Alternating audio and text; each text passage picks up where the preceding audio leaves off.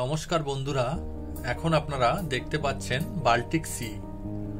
Baltic সাগর হলো Atlantic মহাসাগরের একটা শাখা, যা Denmark, Estonia, Finland, Germany, Latvia, Lithuania, Poland, Russia, Sweden এবং উত্তর ও মধ্য ইউরোপীয় সমভূমি দ্বারা বেষ্টিত। শীতকালে বাল্টিক সাগরের জল আংশিকভাবে বরফযুক্ত থাকে। বন্ধুরা, এটা হলো একটা liquefied petroleum gas tanker. Baltic সাগর থেকে যাবার সময় আইস ব্রেকার শিপ এই বাণিজ্যিক জাহাজগুলিকে এসকর্ট করে।